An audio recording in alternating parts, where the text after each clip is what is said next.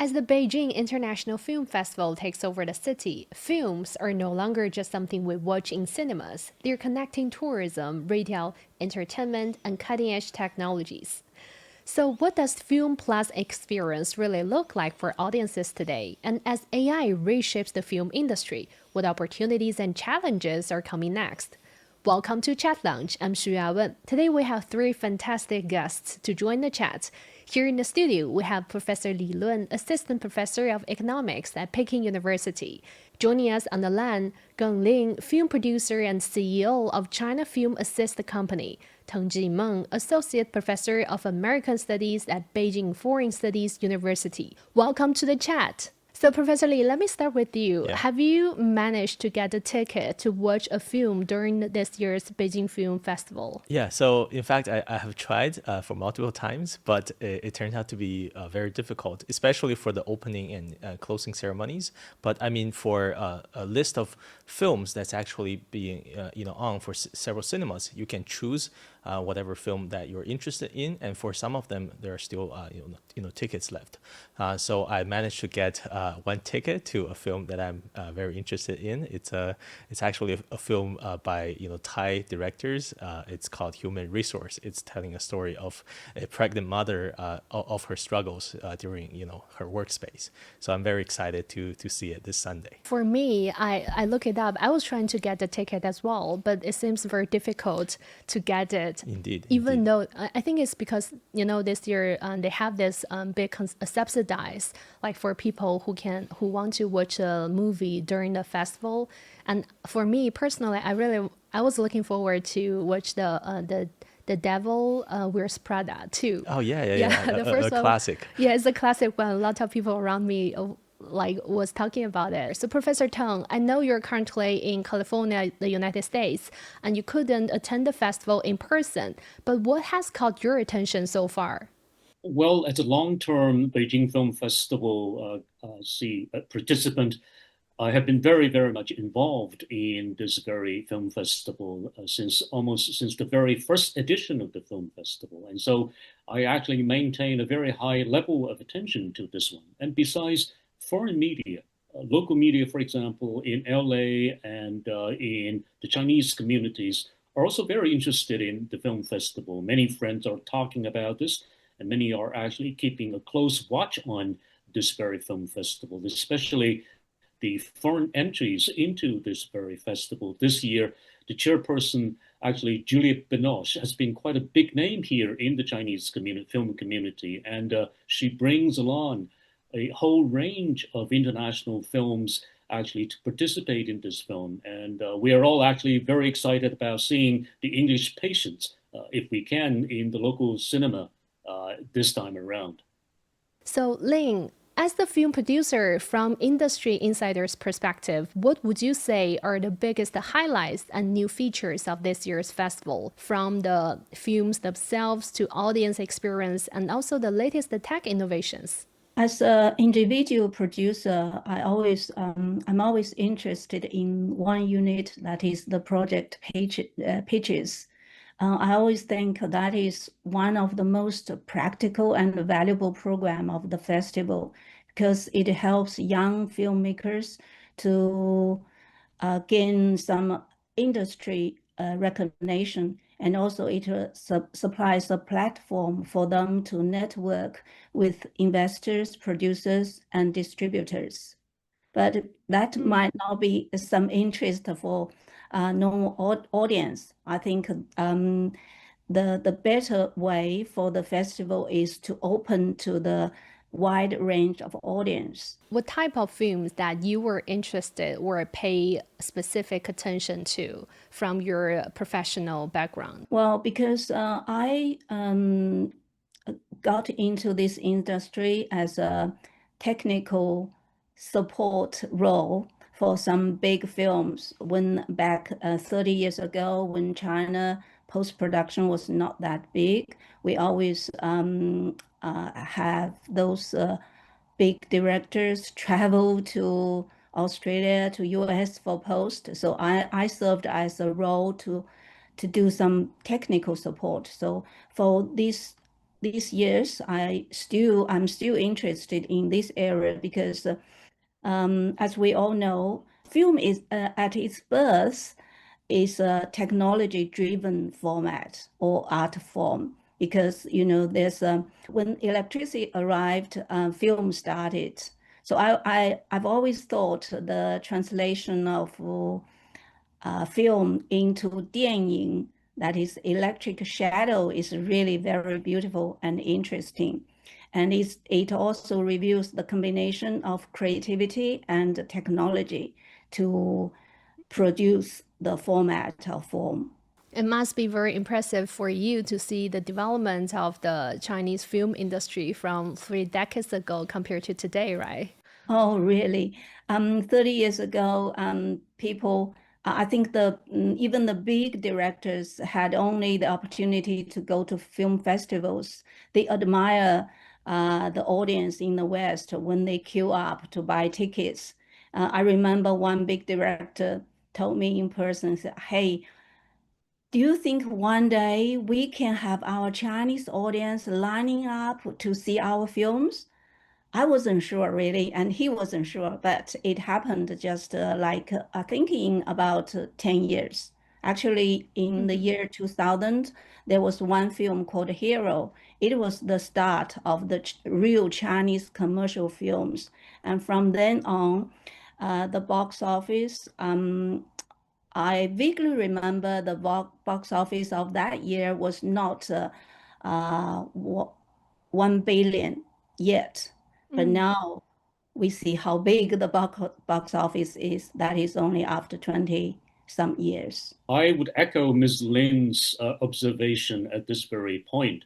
I think Chinese film, as Ms. Lin has correctly pointed out, is reaching out to the international community, not just in the year 2000 or 2001 when Ang Lee's Crouching Tiger, Hidden Dragon hit the big screen in Hollywood, or director Zhang Yimou's Hero hit the international screen in the West. But also we can trace it way back to 1994 when Chen Kaige-'s Farewell My Concubine actually went global and become a big hit, a blockbuster for example, in Europe. I was very much impressed by the fact that London at the time, which hosted Farewell My Concubine back in 1994, it was such a huge fanfare out there. I still remember the flags, the posters of Farewell My Concubine hanging out there in the London Tube, the subway. It was such a big hit, and as a Chinese filmgoer, I was very, very proud at the moment. Yeah, I quite agree. The Chinese films actually should have started its big scale from Farewell My Concubine because it was like 7 years earlier than Crouching Tiger. That's right. But I think this is my personal view. I think Farewell My Concubine lost a big chance of promotion, of marketing. Crouching Tiger, they did a big campaign internationally, and they even rewrite the dialogue to adapt the Western audience. Like they paid much attention to the film print at that time to have a proper dubbing, to have very good lip sync. I mean, this is the way you can get audience to be attached to your film. So if they had started then, maybe they would be the first one to do well internationally. Now the record is still Crouching Tiger, Hero, and this year Blade of Guardians, they say became the third of box office internationally. Ling just raised this very interesting topic that we will delve deeper into later in the program, which is the content is very important. It's the king. But in the meantime, distribution, how to localization, to translate the language into like any country that you're trying to release your movie at, that's a key. Let me come to Professor Li now. When we're talking about going to a movie theater and watch a movie, it's more than that. There's the trending topic about a movie plus model. It could be plus economy, like a dining plus shopping plus other entertainment or tourism.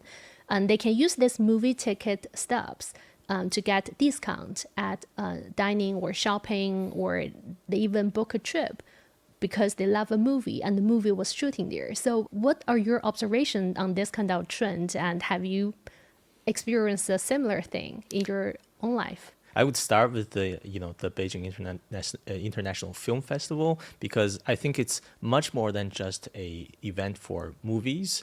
Because we have seen, for example, there are a lot of forums, a lot of lectures, as well being held in the Langyuan area. If you have been to that area, you will know that it's not just a movie theater or a discussion room. There's also restaurants, gift shops, and a lot of creativity oriented industry centered around there. So whenever you go to a movie theater, a lot of movie theaters in Beijing are built in shopping malls as well, and also in very crowded areas. So when you go to a movie, it's part of your weekend or holiday routine, but it's not the only thing. Movie is a trigger, is a reason why you go out and from your comfortable bedroom or comfortable living room. But I mean, there are much more things attached to a movie. For example, if you're like you mentioned, if you really are into a movie, you could buy souvenirs. But we have seen plenty of that for Zootopia, for example. The Disney toys were being sold very popularly in China, and also for哪吒as well. We have seen a huge increase in the mercantile sales in China. So also for Frozen, it's another big example. If you have a daughter, you will know a lot of parents complain how much their daughter loves Frozen. To dress up like a princess. Yes, exactly. So we have seen a lot of that being entering into our daily lives in an increasing pattern. But as you said, there are also people who travel to Chongqing, for example, which is a popular travel destination. A lot of movies were made there, and its unique cultures is also very attractive to foreign domestic travelers. So I think these movie-oriented traveling and tourism is definitely going to be more popular in the future. I see. Well, Professor Teng, speaking of China's Film Plus model, the film combined with tourism is said to particularly appeal to Generation Z, the younger generation, middle-class families and movie fans, and people who value immersive experiences, enjoying sharing online, and are willing to spend. What do you make of it, and how exactly does film-driven tourism boost consumption and even support regional growth? It's a new trend, and I would put it in this way. I think it's a mega trend in the current Chinese socio-economic development context.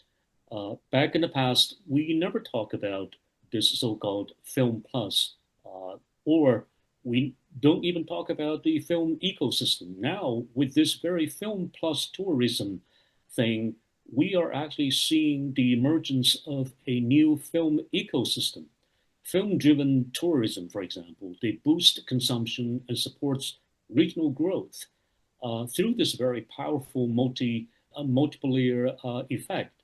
And now with young people, especially Gen Zers, with disposable income, they are actually the main force in terms of contributing to the box office and at the same time spreading the influence of films here in China. A film featuring, for example, local scenery, local food, such as Chongqing, as Professor Li mentioned, that it proves a huge force or an agent for change in terms of helping the local economy through this very large on-screen stories or characters. So in this sense, film plus ecosystem actually is all about on-screen stories being translated directly into economic activity. And based on, for example, the recent data, you can see the effect is so very much significant. Globally, it influences an estimated 80 million travelers annually. And in China, the film industry actually total output value reached 817 billion yuan in 2025. With the box office multiplier of approximately 1.3 1 to 15, 77%, which means that every 1 yuan spent on ticket generates nearly 16 yuan in related consumption. Exactly. That's a huge market. Like Professor Li, every 1 yuan spent on movie could generate a relative spending of 16 yuan. This is what we call the multiplier effect. So, because the ticket sale is going to generate, as Professor Teng was mentioning, a lot of adjacent consumption scenarios. It's going to unlock a lot of consumption potentials. So it's also like the sporting events as well. So, but according to my statistics, the sporting event is only have a multiplier of around 7. So movie, at least according to what I heard, is definitely have a more multiplier or spillover effect. Have like much larger leverage. Yes, and also it starts a much larger conversation in social media and also among people, among friends. So it's definitely something, and we have seen repeatedly that a good movie sometimes can start a trend, whether on Weibo or on other social media, and start a very serious discussion about, for example, feminism or other inequality and other very important topics. Like Noja 1 and 2, it has generated a lot of discussion. Yes. Not only here in China but overseas. I think that's somehow kind of becoming a driver of the consumption in the global movie film industry as well. Definitely. Yeah. Ling, so as part of the festival, we have observed that Beijing this year launched 10 routes under Travel with Movies, aiming to connect dining, hotels, sightseeing, and shopping across the city. So how does cinema become a powerful catalyst for overall urban consumption in Beijing, in your view? We always think, film is something people need to get related when they really experience that. So now the young people are tired of sitting in a black room to be educated, to be trained, or to be teased. So they always like to have more interaction with the scenes or with the stories. So that's how the whole thing started. So this is a very good trend. It actually helps our film industry because that means film can go beyond the small room. Film can go beyond a certain territory or a certain space. That's very good. Well, we've been talking about the Film Plus model on how it's boosting local economy and generate income for the region. But now let's shift the gears to the technology side of it. So, Professor Teng, I want to actually touch upon this real quick as well. We talk about the Film Plus model, but is this something unique here in China, or is this something we have already seen in places like Hollywood in the US? I think it actually has happened in China many years ago. I think China actually takes the lead, or maybe initiated in incorporating technology into filmmaking. But Hollywood actually did actually made the first step in incorporating the latest technology. As we all know, that filmmaking started in France, but then quickly traveled to America and being perfected by American entrepreneurs like Thomas Edison and many others. Here in China and in the United States, I think new technology has also been very much kind of pressed the needs for new filmmaking. And for example, the Netflix has been very much kind of proactive and even aggressive in using new technology. And to cite one example, the Mandalorian, I mean, that very particular work, which actually has been often cited as an example of using this new technology to change and to improve, and sometimes for, in a sense, this innovative purpose. If you look at that very scene, for example, that younger version of Luke Skywalker, who appears in this way that viewers initially couldn't tell, which was digitally constructed. And another film I would like to cite at this point is The Irishman. The Irishman actually was produced in 2019, starring Robert De Niro, and also Al Pacino. They all use the film to actually, for the purpose of what they call the de-aging.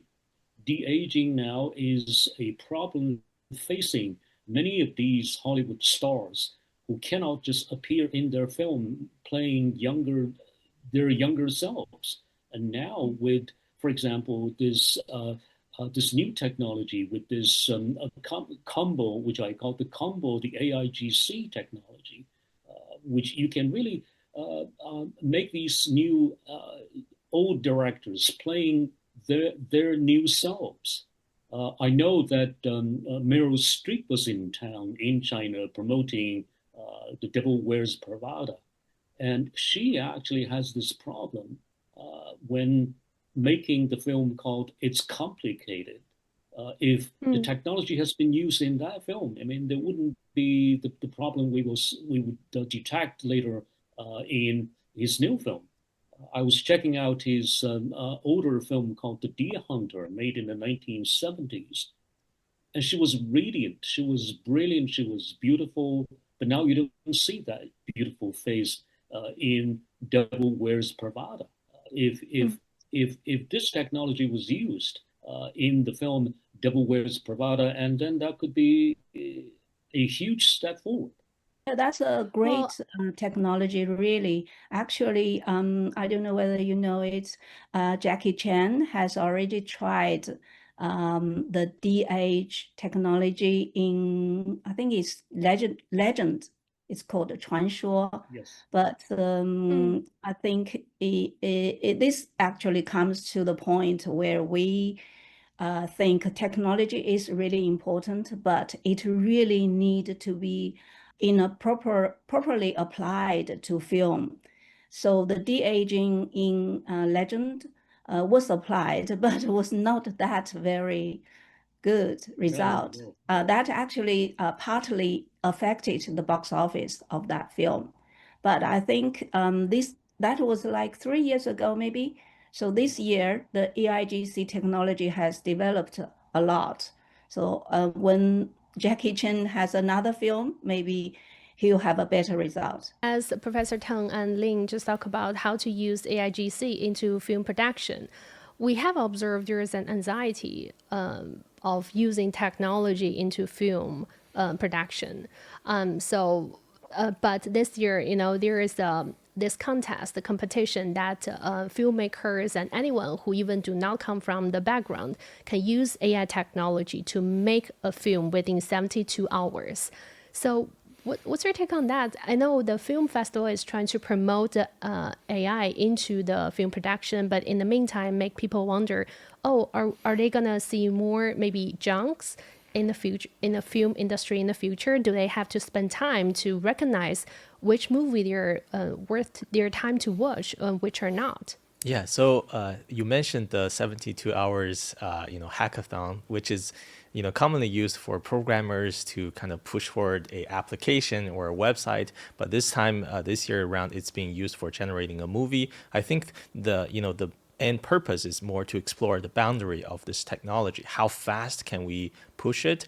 It's less so about making a truly influential movie. I doubt any of the movies made in the hackathon would be a very touching or influential movie. I think by the end of the day, the movie, the whole purpose of the movie is for expression of our human emotions, our to express our struggles, to kind of connect to other people, and those are the things that I don't think can be written by AI.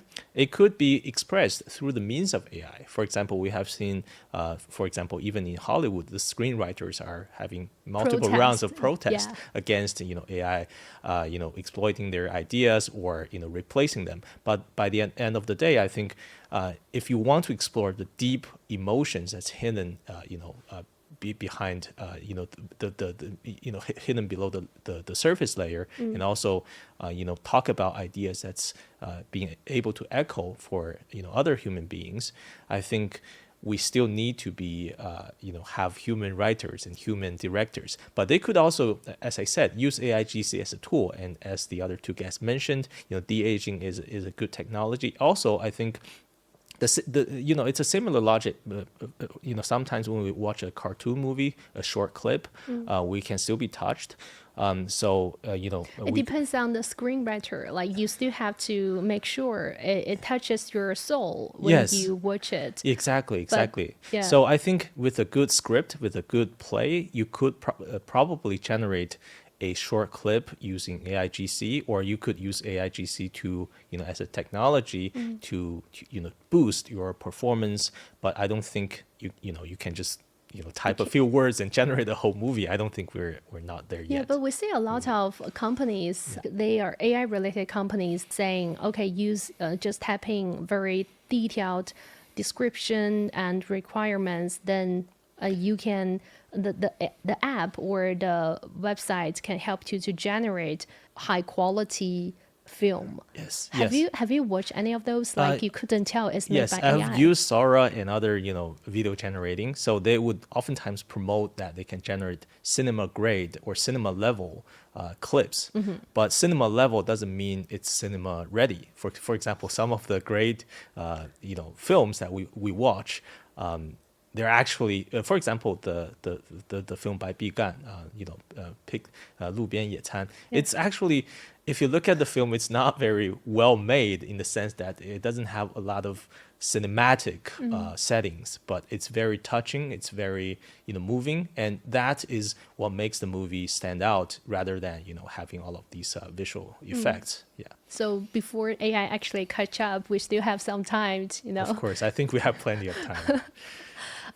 So this is a question for Ling. So as the film producer, how is AI generated content actually making film production easier? Does it help reduce costs, or does it create new challenges in your day-to-day work? I think it's just from the end of last year, AI has suddenly become so big, and it affects much in our VFX department, because in VFX actually need to provide a lot of repetitive work,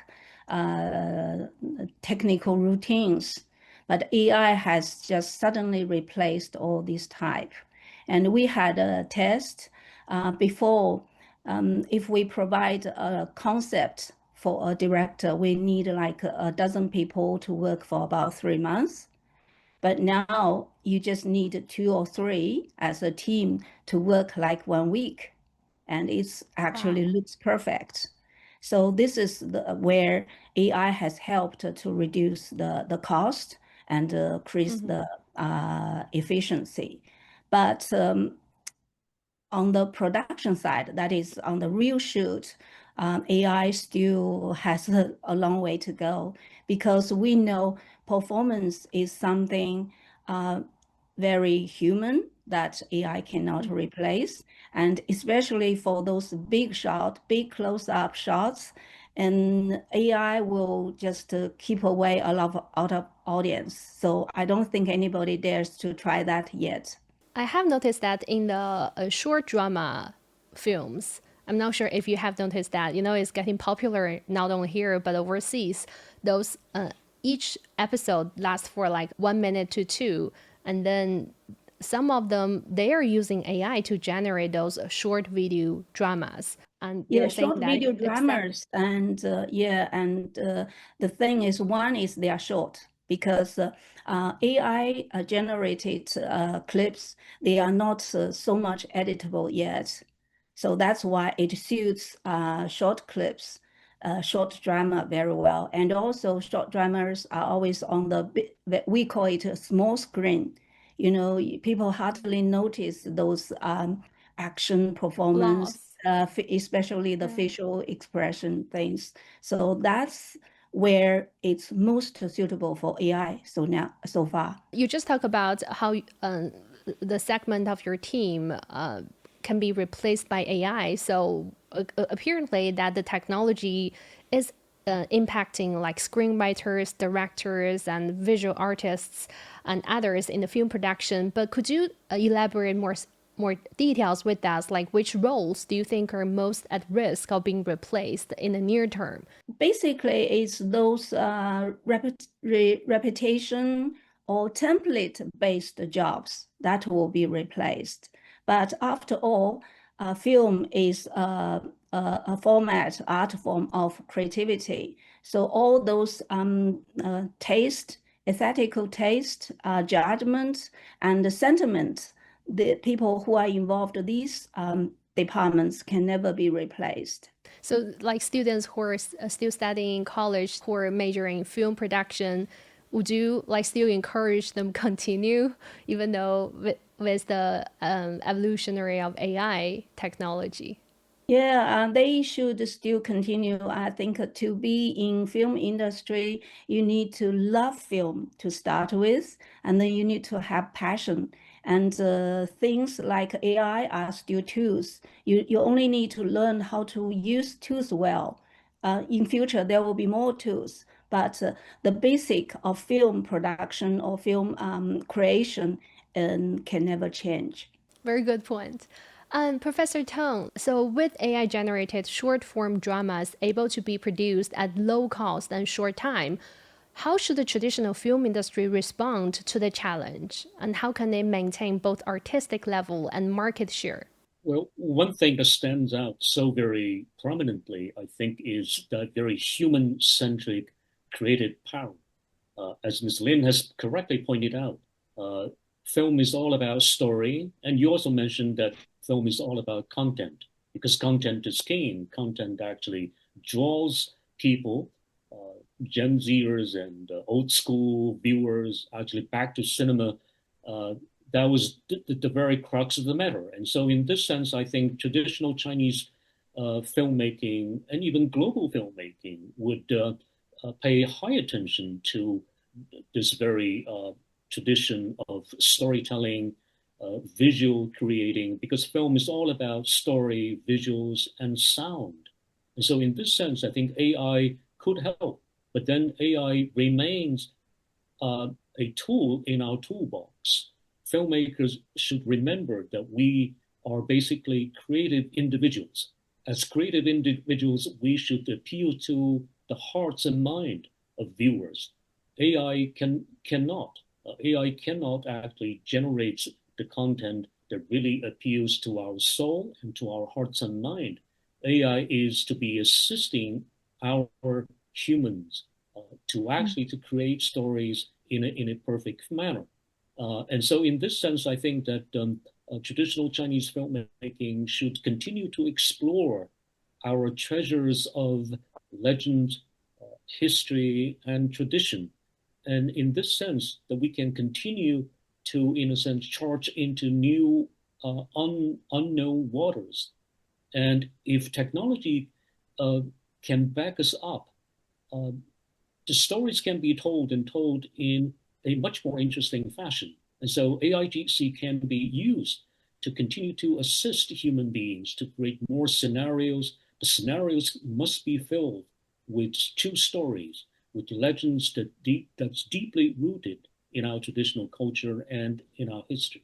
Professor Li, so we talk about the usage of AI in film production, the opportunities and challenges. And here's another issue is how to use AI ethically and legally, because we know with the training of AI models, they're using real person and real movie stars' voices, their faces, with the deep fakes, with the voice cloning.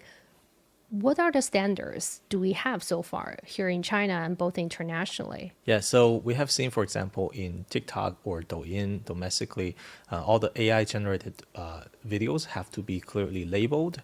So you cannot use other people's, especially celebrities' voices or images directly in your generated videos. So you can't basically deepfake someone's, especially a celebrity voice, and claim something, for example, for advertisement or for other entertainment uses. This is to protect the rights for these movie stars, for these singers, but also I think eventually it's protecting the privacy and our rights to access the truthful content for our for everyone. Because the most dangerous case would be if someone created a clip that's using AI, but frame it as a documentary.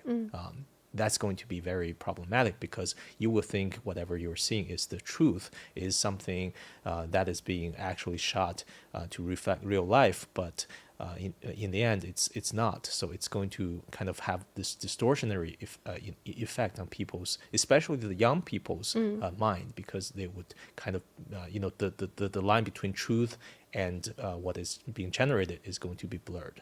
Now, when it comes to privacy issues, I think internationally, it's still an ongoing topic in terms of how to regulate this area. But I think with more discussions, especially I think in this time with Beijing International Film Festival, kind of we have to push the boundaries forward before kind of exploring the pro and cons of that effect. So maybe having the technology develop for a little bit, and then we see what ethical and legal boundaries it hit, and then maybe by then we'll have a better understanding of what are the legal requirements.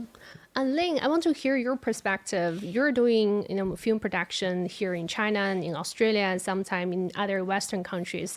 So how should the film industry define ethical and legal boundaries in this AI usage of AI in film production? Actually, this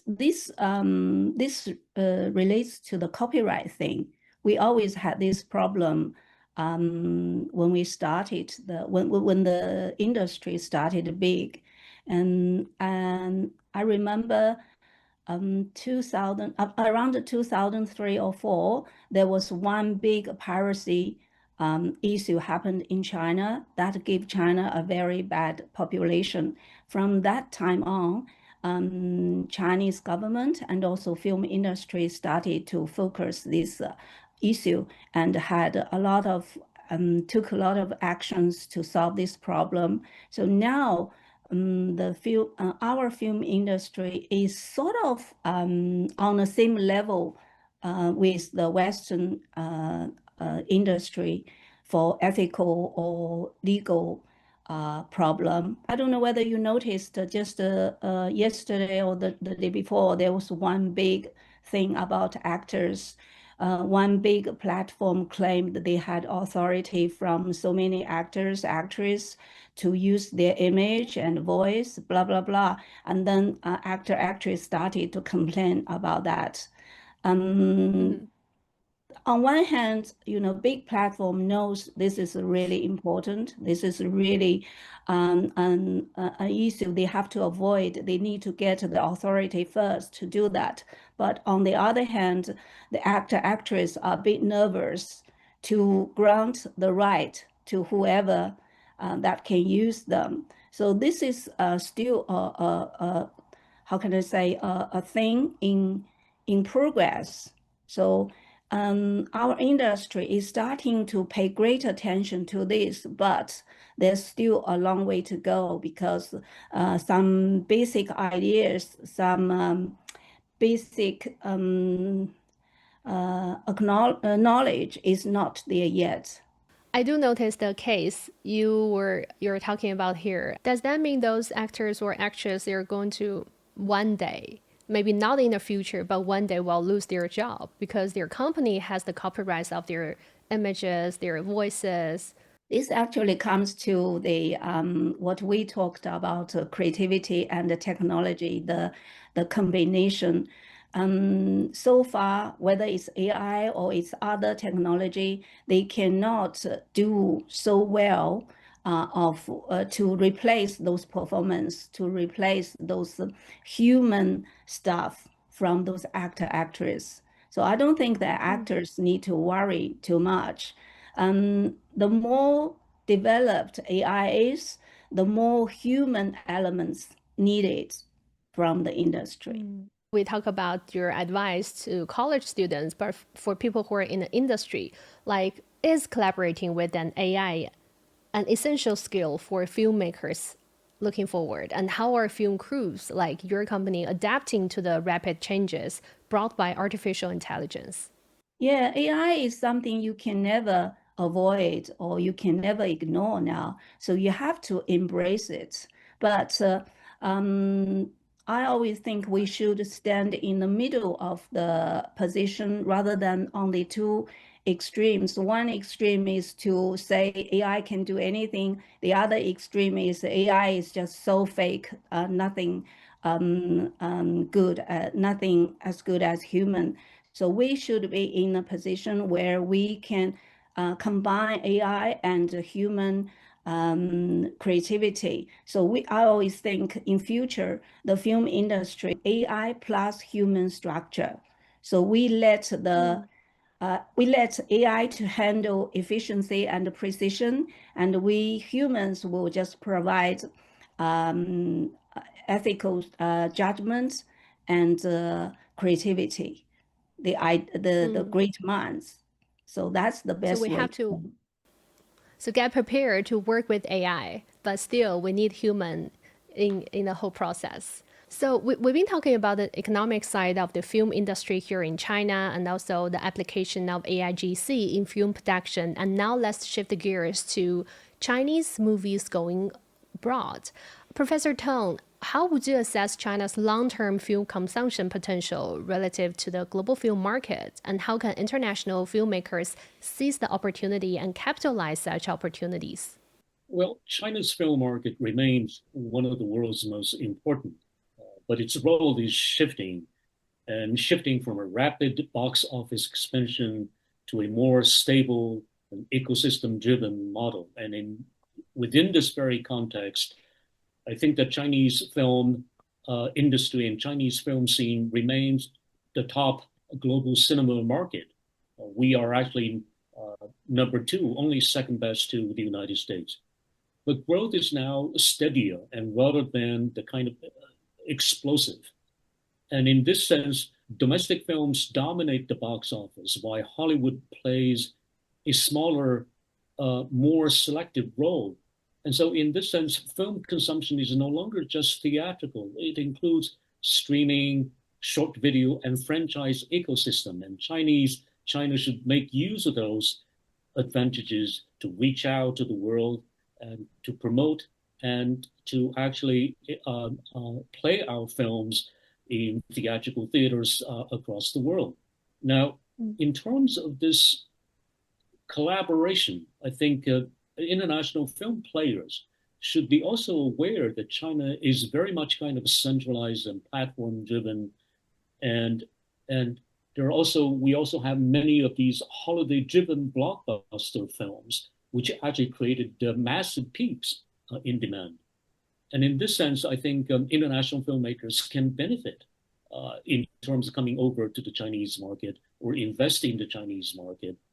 And one thing I think they should actually heed to is to focus on, for example, co-production. Co-production, for example, has played a key role in introducing Chinese filmmaking into the world and vice versa, foreign films into China. Secondly, I think they need to build a joint long-term IP franchise ecosystems, as we have been discussing some of these issues related to this tech-savvy environment.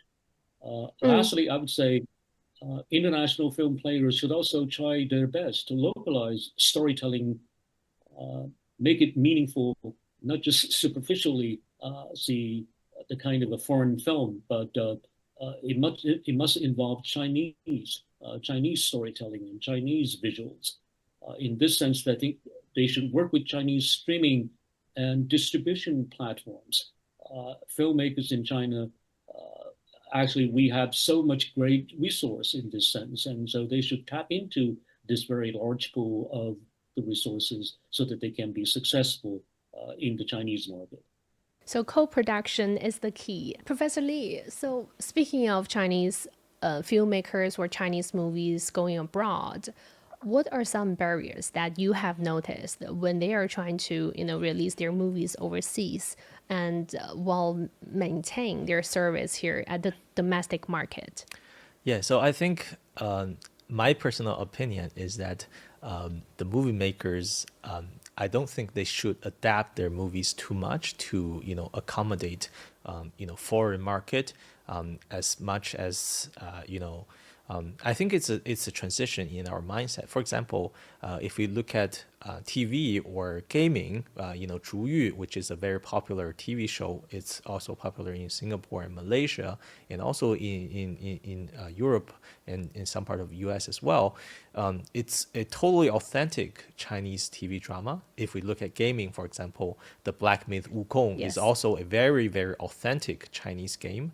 And talking about film,哪吒is also a very authentic Chinese film. It features a Chinese folk tale. So I don't think, the filmmakers need to kind of, because we want to shoot something that's popular to Americans, so we shoot an American story. The similar logic goes to if you want to go to an Italian restaurant, you want to go to an authentic Italian Yes. restaurant rather than something that's adapted to Chinese customers. So I think my I wouldn't say advice, but my opinion is that we keep doing what we think is our core value, reflects our deepest emotions that's shared across different human races. For example, our love, our sorrow, the conflicts and struggle of our daily lives, and that's going to be felt across different cultural barriers. So I think trying to adapt or appeal to a certain group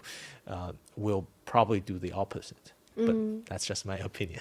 I actually do agree with you. Because like you said,哪吒, it touches. I watched it 3 times at the movie theater. Yeah. Every time I cried when哪吒mother, trying to sacrifice herself Yes. because of her son.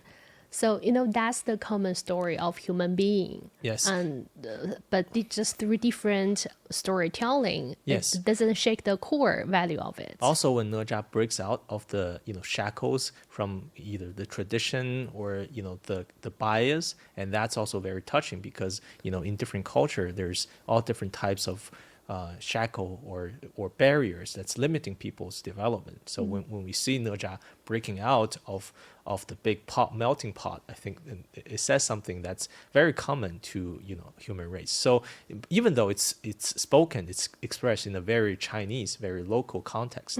I think it will spark foreign audiences who are interested to delve more into Chinese culture. Exactly, They probably will find the authentic story of哪吒, after watching the movie. Yes, that's also part of the purpose. Yeah.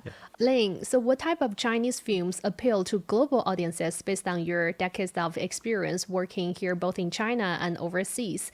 And is this still about Kung Fu and pandas? Or is there any appetite for modern Chinese urban stories? Kung Fu and the Pandas and the Monkey Kings actually are still working as the entry points because for many years they have represented the Chinese cinema. And these type of films are not easy to go away because they are just the theme themselves and the stories themselves will be really attractive to the Western audience. However, the global appeal has moved beyond them really, and there are some breakthroughs, like some sci-fi, like the Wandering Earth series, and哪吒is also a type of fantasy rather than Kung Fu.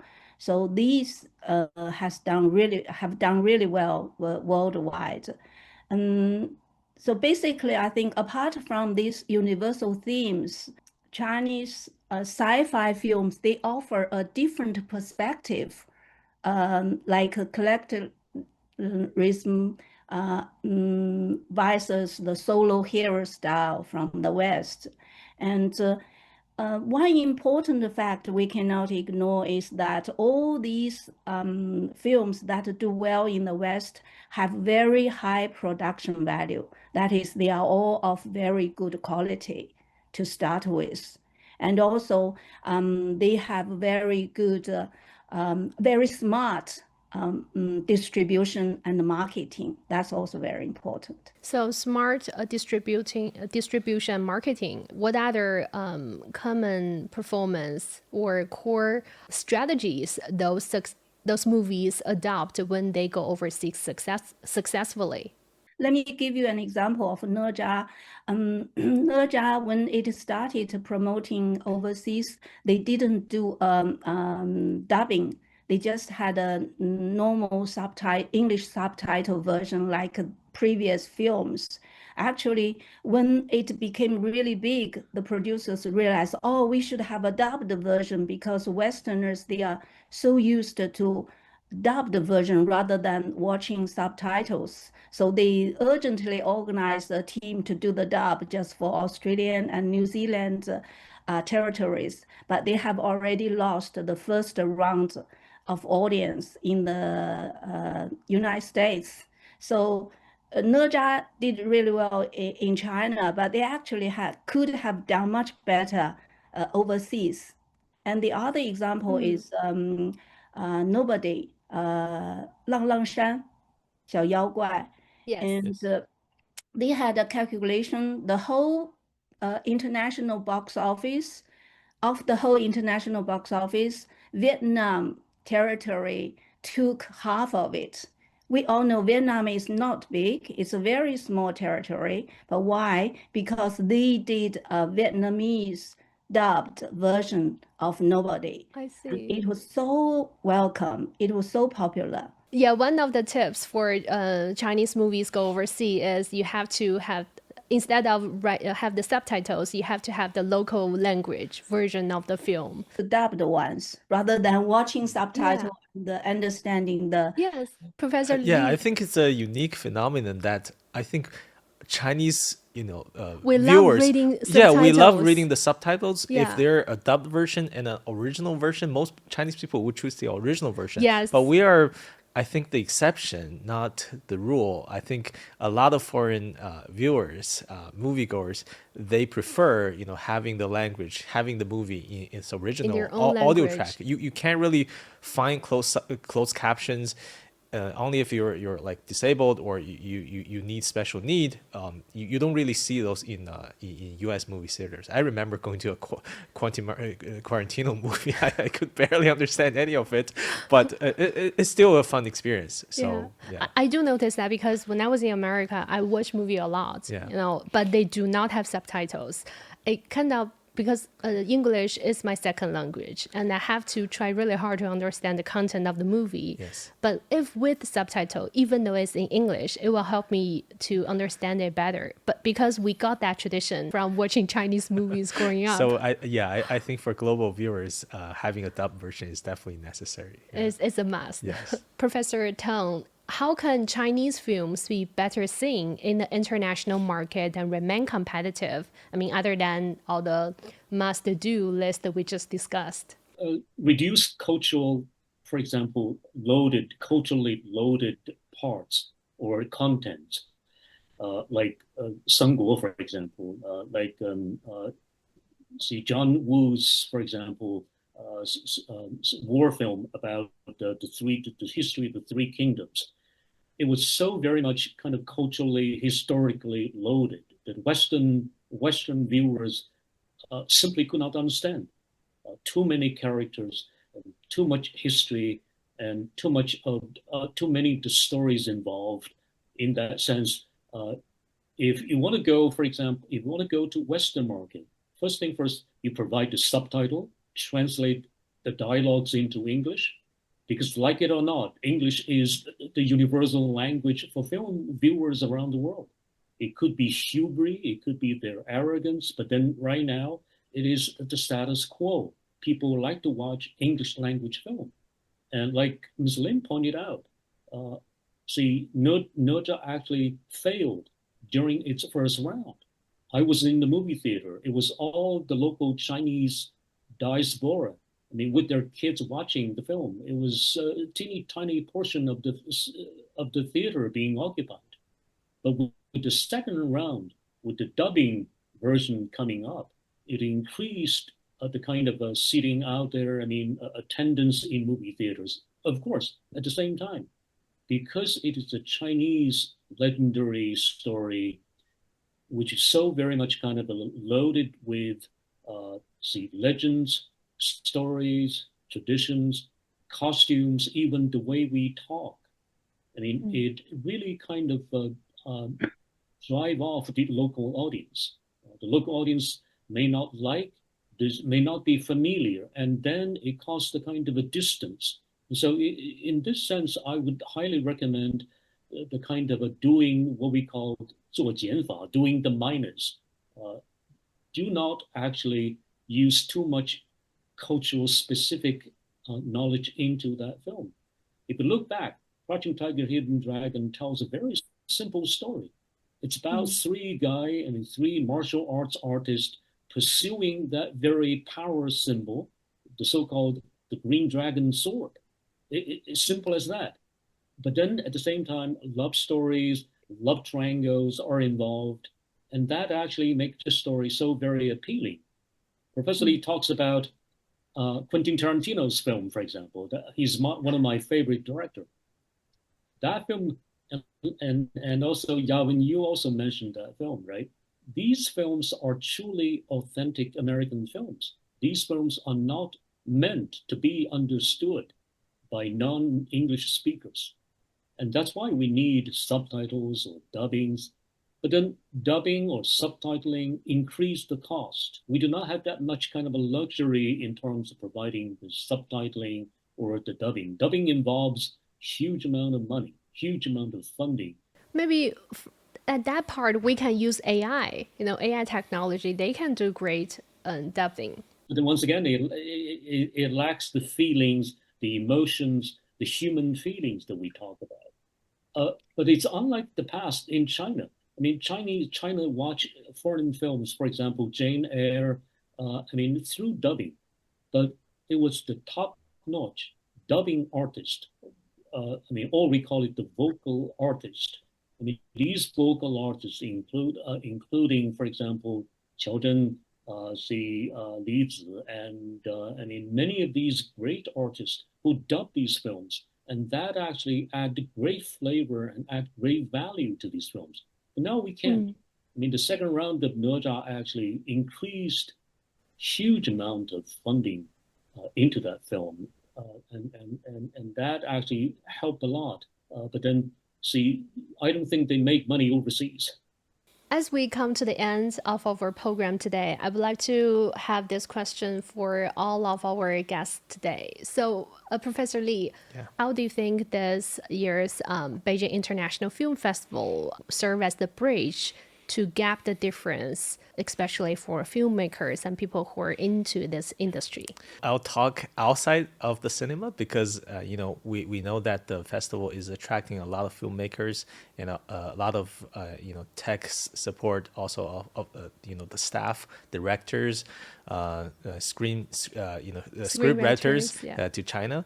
And for people who work in the film industry, I think they're some of the most sensitive and also some of the most loving and caring people in the world. And they can, for example, observe, the drastic differences that's happened to China, to Beijing, to the environment, and also through participation in the discussions with students in the lecture series, also watching other people's movie. There are a lot of movies that's actually being featured, that's being shot by young directors or people in college. And by looking at these different experiences and different movies, I think they're going to have a good time here by experiencing the cultural difference. And Beijing is a very big and international city, so I do feel like the experience is going to help them in the future by making better movies and also enhancing cooperation with Chinese filmmakers. Being here tells everything already. Yes, exactly. How about you, Ling?